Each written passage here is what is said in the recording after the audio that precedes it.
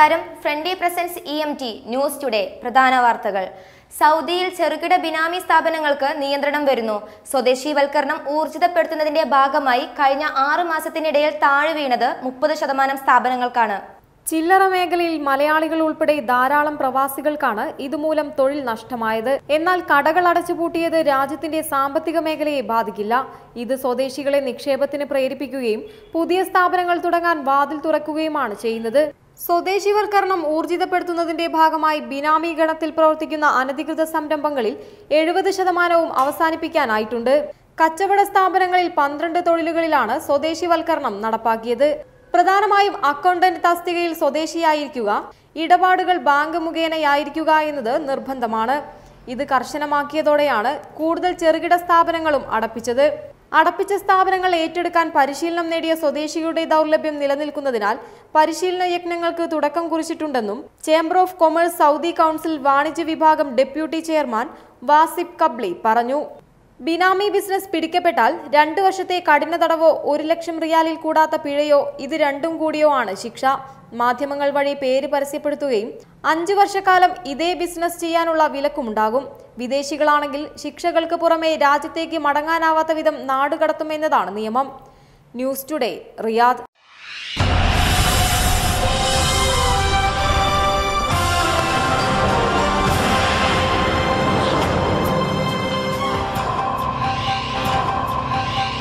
തിരക്കേറിയ വേനൽക്കാല യാത്രാ സീസൺ തുടങ്ങാനിരിക്കെ രാജ്യത്തെ വിമാനയാത്രാ നിരക്ക് കുത്തനെ വർദ്ധിക്കുന്നു. നിരവധി വിമാനങ്ങൾ സർവീസിൽ നിന്ന് പിൻവലിച്ചതും പല കമ്പനികളും ശേഷി വെട്ടിക്കുറയ്ക്കുകയും ചെയ്തതാണ് നിരക്ക് വർദ്ധിക്കാനിടയായത്. തിങ്കളാഴ്ച ജെറ്റ് എയർവേസ് 4 വിമാനങ്ങൾ കൂടി സർവീസ് നിർത്തിയതിനു പുറമെ air India, IndiGo, spice jet, go air എന്നീ കമ്പനികൾ നേരത്തെ ശേഷി കുറച്ചതുമാണ് ടിക്കറ്റ് നിരക്ക് ഉയരാൻ കാരണം. ഏപ്രിൽ മുതൽ ജൂലൈ ആദ്യവാരം വരെ നീളുന്ന തിരക്കേറിയ വേനൽക്കാല സീസൺ ആരംഭിക്കാനിരിക്കെയാണിത്. ഇത് വിമാനയാത്രക്കാർക്ക് പ്രയാസം സൃഷ്ടിക്കുന്നുവെന്ന പരാതികളെ തുടർന്ന് നിരക്ക് വർധന നിയന്ത്രിക്കുന്നത് സംബന്ധിച്ച് ചർച്ച ചെയ്യാൻ directorate general of civil aviation വിമാന കമ്പനികളുടെ യോഗം വിളിച്ചു. തുടർച്ചയായ വിമാന ദുരന്തങ്ങളിൽപ്പെട്ട ബോയിംഗ് 737 മാക്സ് വിമാനങ്ങൾക്ക് ഇന്ത്യയിലും മറ്റു രാജ്യങ്ങളിലും വിലക്ക് ഏർപ്പെടുത്തിയതോടെ ഈ വിമാനം ഉപയോഗിച്ച് സർവീസ് നടത്തിയിരുന്ന കമ്പനികൾക്ക് നിരവധി സർവീസുകളാണ് നിർത്തിവെക്കേണ്ടി വന്നത്. സ്പൈസ് ജെറ്റാണ് ഈ ശ്രേണിയിലുള്ള ഏറ്റവും കൂടുതൽ എണ്ണം വിമാനം ഓപ്പറേറ്റ് ചെയ്തിരുന്നത്. 12 ബോയിംഗ് 737 മാക്സ് 8 വിമാനങ്ങളാണ് സ്പൈസ് ജെറ്റ് നിർത്തിയത്. രൂക്ഷമായ കടപ്രതിസന്ധിയിലായ ജെറ്റ് എയർവേസ് ഇതുവരെ 60 വിമാനങ്ങൾ സർവീസ് നിർത്തിയിട്ടുണ്ട്. ഇവയിൽ ബോയിംഗ് 737 ശ്രേണിയിലുള്ളവയും പെടും. അതിനിടെ ജെറ്റ് നിർത്തിയ പഴയ ബോയിംഗ് 737 വിമാനങ്ങൾ വാടകയ്ക്കെടുക്കാനുള്ള നീക്കങ്ങൾ സ്പൈസ് ജെറ്റ് നടത്തിവരുന്നുണ്ട്. News today, New Delhi.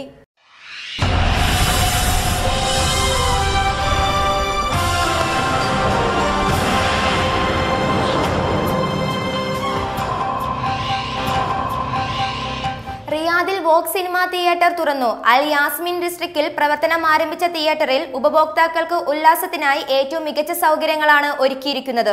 സന്ദർശകരുടെ അഭിരുചിക്ക് അനുസരിച്ച് ഭക്ഷണപാനീയങ്ങൾ തിരഞ്ഞെടുക്കുന്നതിനും ലഘുഭക്ഷണം കഴിക്കുന്നതിനും തിയേറ്ററിൽ സൗകര്യമുണ്ട്.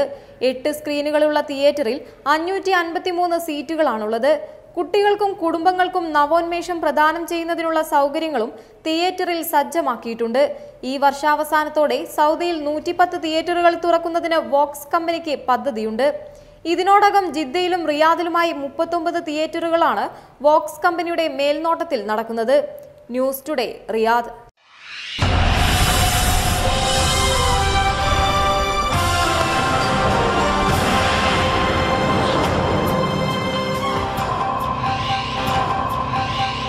സ്വീഡിഷ് ടെലികോം ഉപകരണ നിർമ്മാണ കമ്പനിയായ എറിക്സന് അനിൽ അംബാനിയുടെ റിലയൻസ് കമ്മ്യൂണിക്കേഷൻ 462 കോടി രൂപ നൽകി. പണം നൽകിയില്ലെങ്കിൽ കോടതിയലക്ഷ്യ കുറ്റത്തിന് 3 മാസം ജയിലിൽ കിടക്കേണ്ടി വരുമെന്ന് സുപ്രീം കോടതി കഴിഞ്ഞ മാസം അനിൽ അംബാനിക്ക് മുന്നറിയിപ്പ് നൽകിയിരുന്നു. അന്ത്യശാസന കാലാവധി തീരുന്നതിന് തൊട്ടുമുമ്പായാണ് അംബാനി സ്വീഡിഷ് കമ്പനിക്ക് വർഷങ്ങളായി നൽകാതിരുന്ന പണം നൽകി തടി തപ്പിയത്. അനിൽ അംബാനിയുടെ ആർകോം 571 കോടി രൂപയാണ് എറിക്സണ് നൽകാനുണ്ടായിരുന്നത്. 550 കോടി ഒറ്റത്തവണയായും 21 കോടി പലിശ അടവുകളുമായിരുന്നു. 2014 എറിക്സണുമായി ആർകോം 7 വർഷ കരാർ ഒപ്പിട്ടത്. റിലയൻസ് നെറ്റ്വർക്ക് നടത്തുന്നതിനും പരിപാലിക്കുന്നതിനുമായിരുന്നു കരാർ. എന്നാൽ 2017 ആർകോം ടെലികോം സർവീസ് നിർത്തിയതോടെ കഴിഞ്ഞ വർഷമാണ് റിലയൻസ് 550 കോടി നൽകിയില്ലെന്ന് കാണിച്ച് എറിക്സൺ സുപ്രീം കോടതിയെ സമീപിച്ചത്. News today, Mumbai.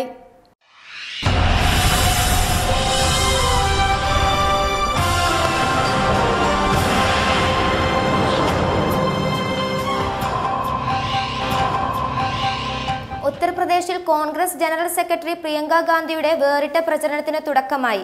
അലഹാബാദിൽ നിന്ന് തുടങ്ങി നരേന്ദ്രമോദിയുടെ മണ്ഡലമായ വാരണാസിയിൽ അവസാനിക്കുന്ന 3 ദിവസ യാത്ര ഗംഗാ തീരത്തു കൂടിയാണ്. അലഹാബാദിൽ നിന്ന് തുടങ്ങി നരേന്ദ്രമോദിയുടെ മണ്ഡലമായ വാരണാസിയിൽ അവസാനിക്കുന്ന 3 ദിവസ യാത്ര ഗംഗയുടെ തീരത്തുകൂടിയാണ്. സംസ്ഥാനത്തിന്റെ വിവിധ ഭാഗങ്ങളിൽ നിന്നുള്ള വിദ്യാർത്ഥികളുമായി ബോട്ട് പേ ചർച്ചയും പ്രിയങ്ക നടത്തുന്നുണ്ട്.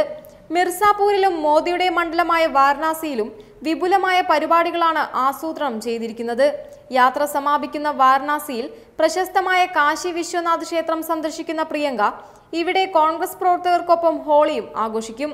ഇന്നലെ രാവിലെ അലഹാബാദിലെത്തിയ പ്രിയങ്ക ത്രിവേണി സംഗമത്തിലെത്തി പ്രാർത്ഥന നിർവഹിച്ച ശേഷമാണ് യാത്ര തുടങ്ങിയത്. അലഹാബാദിലെ മനയിലെ പൊതുപരിപാടിയോടെയാണ് തുടക്കം.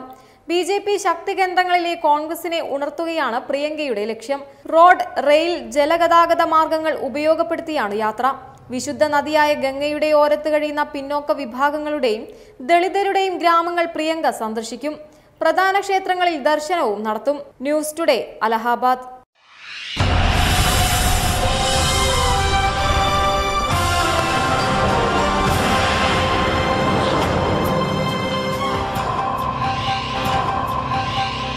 കേരളത്തിന്റെ വിവിധ ഭാഗങ്ങളിൽ മാരകമായ വെസ്റ്റ് നൈൽ പനി സ്ഥിരീകരിച്ചതായി അധികൃതർ. മലപ്പുറം വേങ്ങര സ്വദേശിയായ 6 വയസ്സുകാരൻ മരണപ്പെട്ടത് രോഗം ബാധിച്ചാണ്.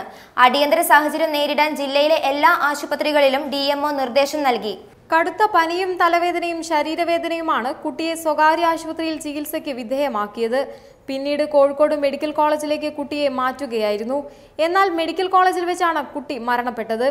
ശരിയായ സമയത്ത് ചികിത്സ ആരംഭിച്ചാലും കുറഞ്ഞത് 3 മാസമെങ്കിലും ആരോഗ്യം വീണ്ടെടുക്കാൻ വേണ്ടിവരുമെന്നാണ് കണക്കാക്കുന്നത്. രോഗം മറ്റൊരിടത്തും റിപ്പോർട്ട് ചെയ്തിട്ടില്ലെങ്കിലും അടിയന്തര സാഹചര്യം നേരിടാൻ തയ്യാറായിരിക്കാൻ ജില്ലയിലെ എല്ലാ ആശുപത്രികൾക്കും DMO നിർദ്ദേശം നൽകി. ക്യൂലെക്സ് കൊതുകുകളാണ് രോഗം പരത്തുന്നത്. മനുഷ്യരിൽ നിന്ന് മനുഷ്യരിലേക്ക് വൈറസ് നേരിട്ട് പകരില്ലെങ്കിലും രക്തദാനത്തിലൂടെയും അവയവമാറ്റത്തിലൂടെയും മുലയൂട്ടലിലൂടെയും രോഗം പടരാൻ സാധ്യതയുണ്ട്.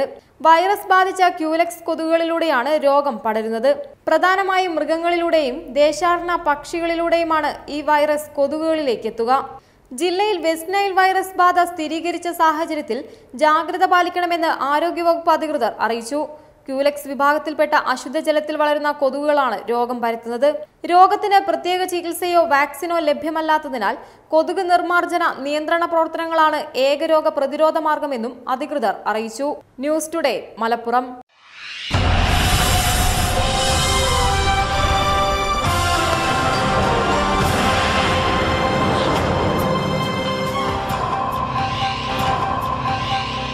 ദമാമിൽ നിന്ന് കോഴിക്കോട്ടേക്ക് സർവീസ് ആരംഭിക്കണമെന്ന ആവശ്യവുമായി Calicut airport users forum Saudi airlines അധികൃതരുമായി ചർച്ച നടത്തി.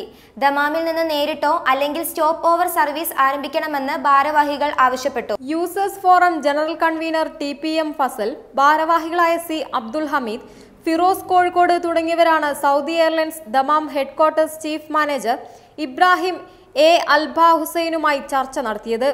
ദമാമിൽ നിന്ന് നേരിട്ടോ അല്ലെങ്കിൽ സ്റ്റോപ്പ് ഓവർ സർവീസോ ആരംഭിക്കണമെന്ന് ഭാരവാഹികൾ ആവശ്യപ്പെട്ടു. സൗദി കിഴക്കൻ പ്രവിശ്യയിലെ വിവിധ സ്ഥലങ്ങളിൽ ജോലി ചെയ്യുന്ന നിരവധി പേർക്ക് കോഴിക്കോട്ടേക്ക് നേരിട്ടുള്ള വിമാന സർവീസ് ഉപകാരപ്പെടുമെന്ന് യൂസേഴ്സ് ഫോറം പ്രതിനിധികൾ ബോധിപ്പിച്ചു. സീസൺ കാലങ്ങളിൽ കുടുംബങ്ങളടക്കം ഒട്ടേറെ പേർ ആശ്രയിക്കുന്ന ദമാം കോഴിക്കോട് റൂട്ടിൽ ഇപ്പോഴുള്ള സർവീസുകൾ പരിമിതമാണ്. കുറഞ്ഞപക്ഷം ആഴ്ചയിൽ 2 ദിവസം സർവീസ് ക്രമീകരിക്കുന്നത് ഈ മേഖലയിൽ നിന്നുള്ള യാത്രക്കാർക്ക് ഗുണകരമാവുമെന്ന് നിവേദനത്തിൽ ചൂണ്ടിക്കാട്ടി.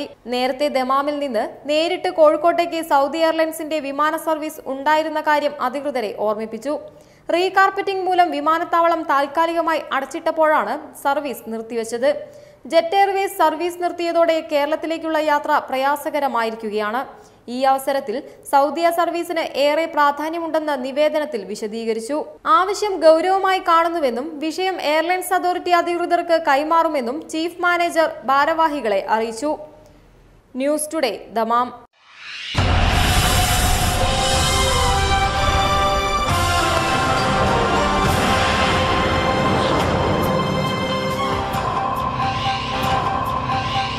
വാട്സപ്പിലെ ചിത്രങ്ങൾ, വീഡിയോ തുടങ്ങിയവ സത്യമാണെന്ന് തിരിച്ചറിയാൻ സെർച്ച് ഓപ്ഷൻ സംവിധാനം നിലവിൽ വരുന്നു. വ്യാജ സന്ദേശങ്ങൾ അയക്കുന്നവരെ കണ്ടെത്തി ശിക്ഷിക്കാൻ ഈ സംവിധാനം വഴി സാധിക്കുമെന്നാണ് കണക്കുകൂട്ടൽ.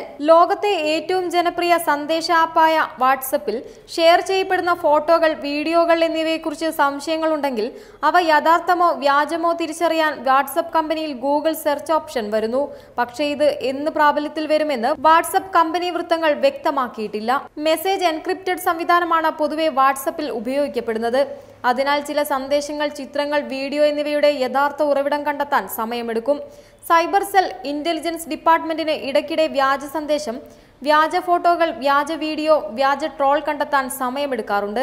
ലോകത്തെ ഏറ്റവും വലിയ വാട്സപ്പ് ഉപഭോഗ രാജ്യമായ ഇന്ത്യയിൽ വ്യാജ വാർത്ത, വ്യാജ ഫോട്ടോസ്, വീഡിയോ പ്രചരിപ്പിക്കപ്പെടുക വഴി കഴിഞ്ഞ 5 വർഷങ്ങൾക്കിടയിൽ വർഗീയ, രാഷ്ട്രീയ സംഘടനകൾ, ആൾക്കൂട്ട കൊലപാതകങ്ങൾ എന്നിവ ഉണ്ടായിട്ടുണ്ട്. വാട്സപ്പിൽ ലഭിക്കുന്ന ഏതൊരു ഫോട്ടോസ്, വീഡിയോസിന്റെ കാര്യത്തിൽ സംശയമുണ്ടെങ്കിൽ ഗൂഗിൾ സെർച്ച് ഓപ്ഷൻ വഴി അതിന്റെ ഉറവിടം ഇനി മനസ്സിലാക്കാം. അതിനുള്ള സംവിധാനം വാട്സപ്പ് കമ്പനി ഉടൻ പ്രാവർത്തികമാക്കും. ഏതായാലും വാട്സപ്പ് ഉപയോഗിക്കുന്ന കോടിക്കണക്കിന് പേർക്ക് ഏറെ ഉപകാരമാകുന്ന ഒരു ഓപ്ഷൻ തന്നെയാവുമെന്നതിൽ തർക്കമില്ല. News today.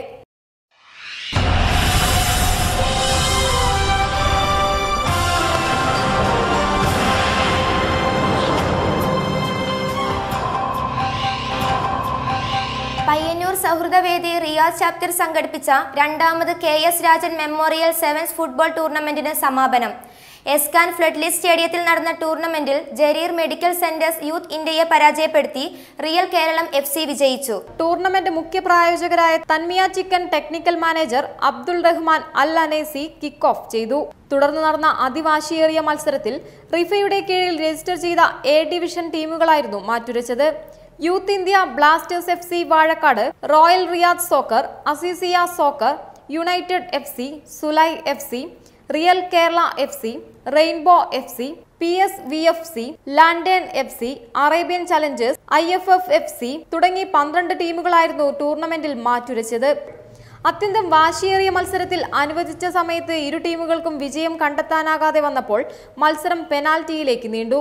അവിടെയും ഇരു ടീമുകളും തുല്യത പാലിച്ചപ്പോൾ ടോസിലൂടെ റിയൽ കേരള FC വിജയികളാവുകയായിരുന്നു. തൻമിയ ചിക്കനു വേണ്ടി advisory board chairman Mustafa Kavayi വിജയികൾക്കുള്ള ട്രോഫി സമ്മാനിച്ചു. പ്രസിഡന്റ് വിനോദ് വേങ്ങയിൽ വിജയികൾക്ക് മെഡലുകൾ സമ്മാനിച്ചു. റണ്ണേഴ്സ് അപ്പിനുള്ള ട്രോഫി ഫസ്റ്റ് ഫോക്കസിനു വേണ്ടി സെക്രട്ടറി അഷ്റഫ് കവായി നൽകി. സാംസ്കാരിക രംഗത്തും ജീവകാരുണ്യ രംഗത്തും വളരെ സജീവമായി പ്രവർത്തിക്കുന്ന PSP പയ്യന്നൂർ സൗഹൃദവേദി അവരുടെ ജീവകാരുണ്യ പ്രവർത്തനം വിപുലീകരിക്കുന്നതിൻ്റെ ഭാഗമായി നടത്തിക്കൊണ്ടിരിക്കുന്ന ഫുട്ബോൾ ടൂർണമെൻറ്റിലാണ് നമ്മളുള്ളത്. തീർച്ചയായിട്ടും ഈ ഒരു ഫുട്ബോൾ ടൂർണമെൻറ്റിലൂടെ ലഭിക്കുന്ന വരുമാനം ജീവകാരുണ്യ രംഗത്ത് അതുപോലെ തന്നെ മറ്റെല്ലാ മേഖലയിലും ഉപയോഗപ്പെടുത്താനാണ് അവർ ഉദ്ദേശിക്കുന്നത്. അതിൻ്റെ പ്രധാനപ്പെട്ട വക്താക്കൾ ഇവിടെയുണ്ട്. പ്രസിഡന്റ് എന്ന് പറയുന്നു, എന്താണ് ഈ PSPയുടെ പ്രവർത്തനം? ജീവകാരുണ്യ പ്രവർത്തനം തന്നെയാണ്. ഇങ്ങനെയുള്ള പരിപാടികൾ കിട്ടിയിട്ട് അതിന് സമാഹരിച്ചു എല്ലാം ഒരു ശതമാനം പോലും കുറയാണ്ട് നമ്മൾ ജീവകാരുണ്യ പ്രവർത്തനം. ഈ ടൂർണമെൻറ്റ് പ്രത്യേകത റിഫയിലെ 12 പ്രമുഖ ടീമുകളെ അണിനിരത്തിക്കൊണ്ടുള്ള ഒരു വൺ ഡേ ടൂർണമെൻറ്റാണ്. ഇപ്പോൾ ഒരു 3:30 മണിക്ക് തുടങ്ങി പുലർച്ചെ വരെ ചിലപ്പോൾ ഉണ്ടാവും.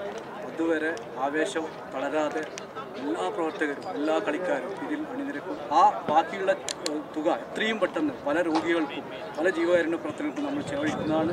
തികയാതെ വരുമ്പോൾ നമ്മുടെ പലതരത്തിലും ജോലി ചെയ്യുന്ന, ചുരുങ്ങിയ വേതനത്തിന് പോലും തൊഴിൽ ചെയ്യുന്ന നമ്മുടെ എക്സിക്യൂട്ടീവ് മെമ്പർമാരോട് നിരന്തരമായി നമ്മൾ പൈസ സ്വരൂപിച്ചുകൊണ്ടാണ് നമ്മൾ ജീവകാരുണ്യം നടത്തുന്നത്.